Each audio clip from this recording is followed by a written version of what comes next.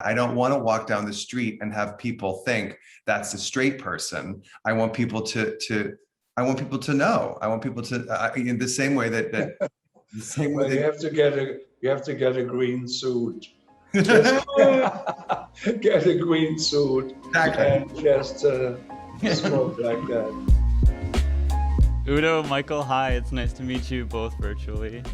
I'm very happy that you joined me today. Swan Song is a beautifully moving love letter to generations of older, unabashedly queer people who paved the way for younger generations of queer people. In particular, like the queenier men who just let their freak flags fly.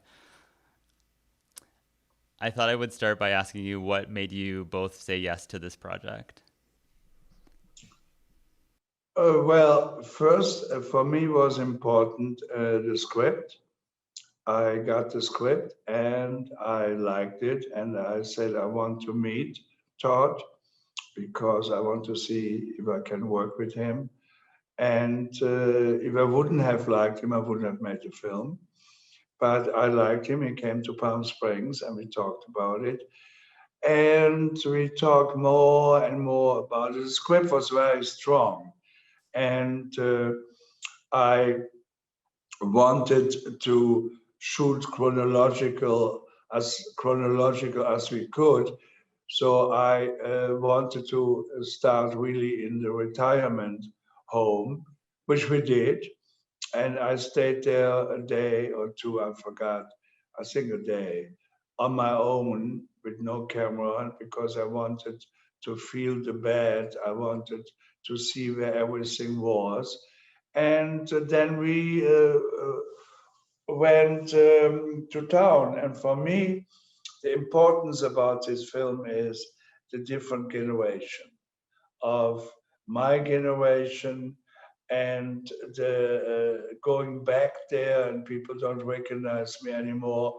And also, you know, in the old days, when you went to a gay bar, you were looking left and right if nobody would see you from your neighbors where you're going. And now they're holding hands at Appleby. So that is okay. I mean, you see, I'm from Germany, and in Germany, there were even a paragraph called 175 when I grew up. And if two men lived together and the neighbors were hearing some erotic noises, they could call the police and the people were arrested and put in jail. And you know, I think it's so wonderful in relative short time that now even two men or two women can get married and adopt children, and it's amazing. So there's a totally, and that is for me was the film, the different generation of going back, and then the opportunity that the lawyer offers me $25,000 to do the hair of a woman who died. And no, I saw yesterday because I had only seen it on a computer. It's it's very sad in a way, but it's also funny in a way, and it is believable. That's why I did the film, and I'm very happy that I did. And for me now, it is amazing that after 50 years in that business, working with genius directors like Lars von Trier, Gus Van Sant, that the critics now write it is my best film. And the headline, one headline, I think, from Entertainment Weekly, they wrote, after 50 years, finally Udo Kier becomes a leading man. So it's amazing. Yeah. Because I understand why. I do understand why. I was really touched by your performance, Udo, and without giving too much away when it comes to how you two actually come together on screen, I do want to ask you a question, Michael, because there's this interaction as Dustin, your character, when you tell Pat, Udo's character, even though I never really knew you, I want you to know you changed my life. And I think for a lot of queer people, we think of people who I always consider people who I never really knew, who I never really had like a first, I didn't know them in person. I mean, they could be pop culture figures, but they made me feel better about being gay. And I'm curious for you, Michael, and then Udo, if you'd like to chime in, who are the queer people you never really knew who paved the way for you to be openly gay? Well, that's great. Thank you. And that's a great question, because that's part of the reason why it meant so much to me to be part of this movie is that scene all the scenes that I had with Udo, and that it was Udo from the beginning. When I was offered the job, he was already on board. And that was very exciting to me, because I've been a longtime fan of both the filmmaker Todd and Udo. But it is this sort of this quiet observation that we as queer people have when we're younger, and like most queer people do not grow up in households with other queer people, and so we look elsewhere to find ourselves, to see what we could be, if we know deep down that we can't be what our families are. Actually, when I was in high school, I'm from Texas, and I grew up in a suburb of Dallas called Plano, Texas. And I was in drama in high school, and I was reading great queer literature like theater, Angels in America, and Terrence McNally plays, and I was exposed to this stuff, and I was aware of it, and titillated by it. But there was a guy in my high school who was, and I went to a big high school. Like, my graduating class was 1,500 people, and there was this guy that was tall, strapping, extremely well dressed, very attractive, and pretty obviously gay, pretty obviously queer, and didn't really hide it, or didn't seem to. We're all like, that guy, that's definitely what's going on over there. And even those of us who were not yet out of the closet, or hadn't yet come around to our queerness, we knew. And I don't remember him being bullied, because it was such a big school. There wasn't really any bullying, because there was too many people to, there were cliques. There weren't really like the popular kids and the unpopular kids. But this guy, I remember overhearing people talk about him. I remember specifically one time hearing somebody say, if he shows up at prom with a guy, I'm going to beat the crap out of him. And of course, he didn't go to prom. He was like way too evolved for prom. This guy was way too evolved for high school. He was way beyond any of us. And he seemed older. He just seemed when I picture him in my head, he's 30, even though he was, of course, 17 at the time. But he was definitely like, I looked to him and his strength and his power and his beauty as like, he was in many ways my Mr. Pat. And I still think back on him, and I still think about how awesome he was. As gay men, did either of you see parts of yourself reflected in Pat? And I think, first of all, Michael, you did amazing, good work.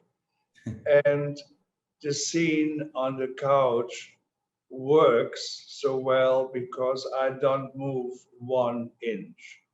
So that is, if I would have had a conversation, that would have been not good.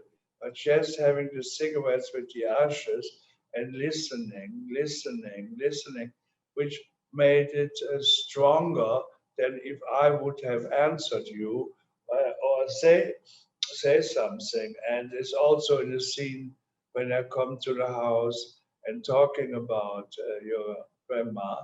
It was very strong, and it is like, I'm more like an actor who likes to underplay. not acting. And that's why also basically I never rehearsed with Todd, because Todd is a director who likes to rehearse. But and always I learned from Lars von Trier. His favorite line is "Don't act," and I always think about it. If you, especially in a movie like Swan Song, when you have a strong story, a strong situation, which is funny at times and sad at times, there was no need to do acting numbers, or because we all can do that. That's it's like a lot of actors, they start with the back to the camera by the chimney, and then they turn around and they talk to the floor, and finally they come up to the camera. No, no, no, no. I was really, yesterday I saw 20 minutes, and today I will see the whole film at Outfest. And it's a strong film, and it's like It, I hope a lot of people will see it, and yeah, that's obviously why we do all the publicity, so people will see it. And I showed it before to a few friends, not many. I don't have many friends. I showed it to a few friends, and they all said, "Oh, I cried, and I laughed." So that is good if you be able to tell a story where people laugh and cry. That's good. yeah, I mean, I can tell you that I got very choked up throughout the movie. I think I thought a lot about my older self and what I might be like when I was Pat's age, and how I might look back on my life. And I wondered, for each of you, I mean, do you feel like you share something in common with Pat, when it comes to being gay, when it comes to aging? Well, I feel like that's why I accepted the role, and to be a generation where Pat told me a lot about Pat. When I got there, I talked to Pat's friends, and told me how he was smoking and things like that.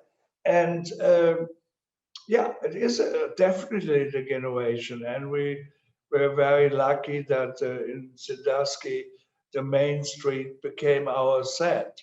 So in that green suit, I went to have a glass of Chardonnay. They all know me. I went. So there was the second-hand store.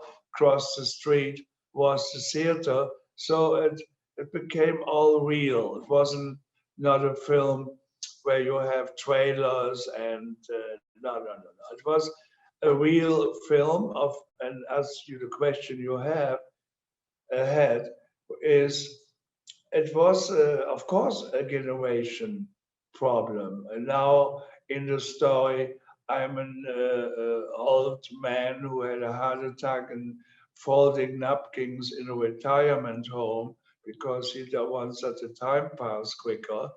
But it is, he goes back in his own, and it was also wonderful. For example, when we shot the cemetery, I had not seen the stone with my name, and I didn't want to see it. And I was all by myself, and everybody was very quiet, and nobody was making big noise. And then when the camera runs and Todd gave me a sign, I went to the gravestone, and it was all from my heart. And that it wasn't calculated. I never in the whole film calculated the situation. When I come out and say, I'm back. That was a copy of Liberace, because when Liberace was performing in Las Vegas, he went to the stage with all the rings, and he went like that and said, "You paid for them." So that's, it's wonderful, and I'm very, very happy for Todd also that it is a success, the film, and the critics love it. For me, I I thought a lot about aging after seeing the movie, and I was thinking about how it might be different aging as a queer person versus a straight person. I think there's a lot to consider there, and I think that the film touches on some of it. For example, safe spaces isn't necessarily something a straight person has to think about when they're young or when they're old. What do you think this film says about aging, in particular to the queer demographic? Well, that's very interesting because the now the way queer people navigate the world, marriage, parenting, there is a more traditional and a more society-based way of getting older, and of how an older person gets taken care of with family and loved ones. But I think all of us as queer people, when we realize that we're not going to have a life that society deems as normal, that is one of the things that we fear, is that we will grow old alone, or have no one to take care of us. And the certainly it's a fear that I have, and I think about, I think about how my parents, as they get older, will have me and my sister to take care of them, and then they'll be gone. And then by the time I'm, in need of help, I got to find somebody to help me, or Okay. I got to figure something out. And maybe I'll still have kids, and I don't know. But what's so beautiful, I think, about Mr. Pat, and I think the way in which I relate to Mr. Pat, is that this, even though now it's 2021, queer people are accepted. I can walk down the street holding hands with my partner, and I don't feel any shame anymore, or any danger. And I actually feel proud to do that. I feel that even though we're legal, we're allowed to marry, we're allowed to have kids, we have full protections under the law for the most part. I can blend in, I can assimilate, and I don't want to. And I think that is something that that the older generation, when marriage equality became a thing, and when people started getting married, I know people in the older generation who thought, why would we need that? We've been fine without that. We don't want to be like straight people. We don't want to get married. And of course, it's two different things. It's the right to be married versus the need to be married. And also it's that I'm proud of who I am, and I'm proud to be different, and I don't need to assimilate. I can be someone else. And I think that I want to always have a little bit of Mr. Pat. I don't want to walk down the street and have people think that's a straight person. I want people to know. I want people to, in the same way that the same way. Well, you have to get a green suit. Just get a green suit, exactly. And just smoke like that. I have to let you guys go so you can move on with your day, but I have one quick question before we wrap, which is just in relationship to the movie and how it really says a lot about the legacy that we leave behind. How will I be remembered? So I'm curious, for both of you, how do you hope people will remember both of you?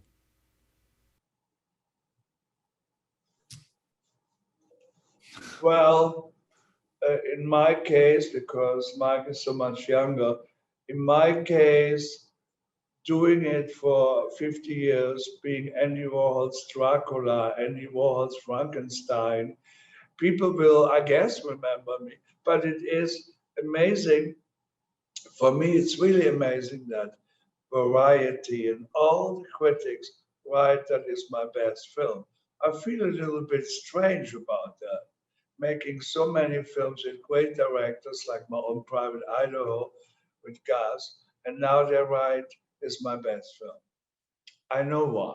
You know why? Because I have the leading part and you follow the character. If you have a guest part in a film, people say he's very good. Yeah, he's very good. He's a good villain. Yeah, yeah, yeah.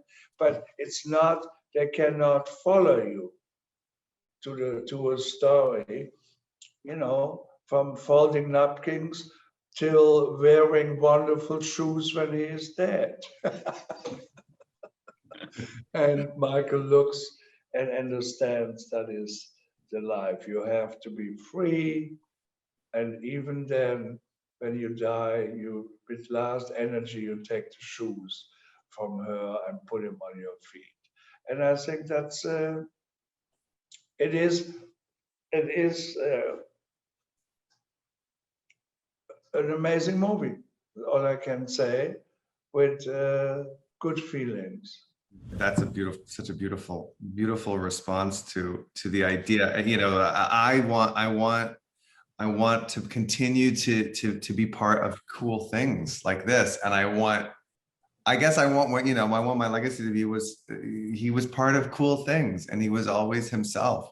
I've been in like a lot of queer movies and queer theater and strange movies. I've been in a lot of strange movies.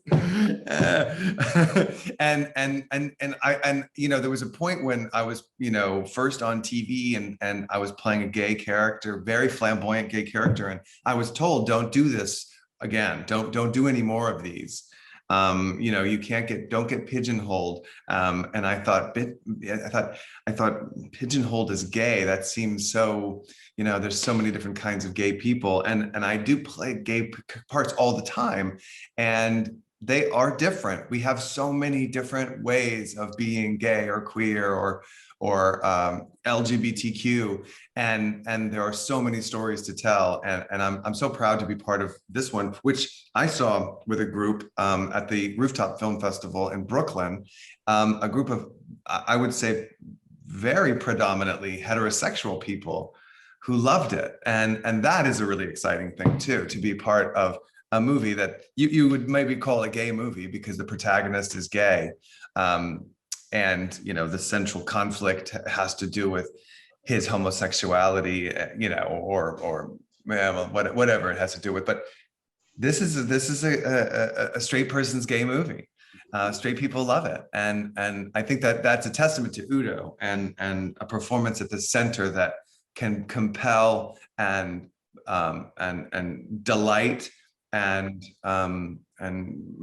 break your heart all in the course of 85 minutes or however long it is. Like, we go through the gamut with him, and it is a piece of life watching it, and working on it felt like walking into the movie. I mean, as Udo said, like, we took over that town, or they took over that town, and I showed up when, at a certain point in the shoot, and I felt like I was walking into a movie, not onto a film set, but into a movie. There he was in his green suit. We didn't talk much before we started shooting. He wanted our first interaction to be our first interaction. So I'm used to like going on stage and making people laugh. And here I am in this movie reacting to a person. This is a guy walking into my space. And it was actually very easy because he was bringing so much over to me. Oh, that's beautiful. It really is. It's a gift of a performance, Udo, and I'm so happy that you have a spot in it, Michael. I'm going to let you both go so you can move on with your day and do more of these, but I want to thank you so much. I'm really grateful to have had the chance to speak to both of you today. Thank you so much for your time. Thank you. Okay, thank you.